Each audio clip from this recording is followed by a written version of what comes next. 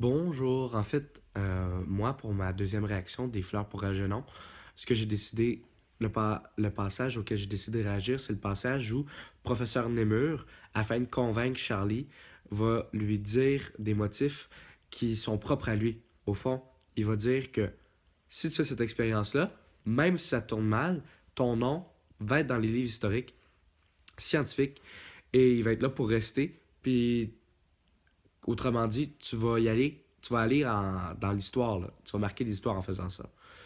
Mais moi, je trouve que, dans le fond, ce passage-là, premièrement, montre vraiment la froideur de professeur Nemur. Parce que, premièrement, il peut pas se mettre dans la peau d'autrui. Parce que lui, ce qu'il dit, c'est ce qu'il voudrait avoir. Lui, professeur Nemur, il veut la gloire. Il veut vraiment le fame. Il veut être dans les livres historiques.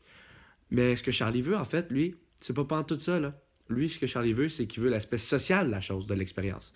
Lui, il voit tout le monde qui l'entoure, qui ont des amis, qui effectuent une vie normale. Puis lui, il associe ça à l'intelligence. Il se dit, moi, en devenant intelligent, je vais pouvoir vraiment euh, développer des relations avec d'autres gens.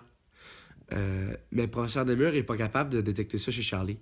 Alors lui, ce qu'il va lui dire, c'est qu'il va le motiver en faisant cette expérience-là à vraiment faire, dans le fond, lui, il le convainc avec des trucs qui marcheraient avec lui, mais il n'est pas capable de voir que Charlie, au fond, ce qu'il veut, c'est vraiment juste avoir des amis et tout.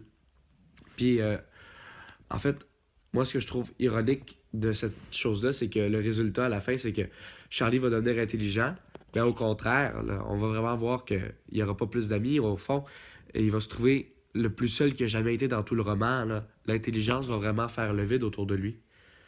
Euh, puis, c'est ça.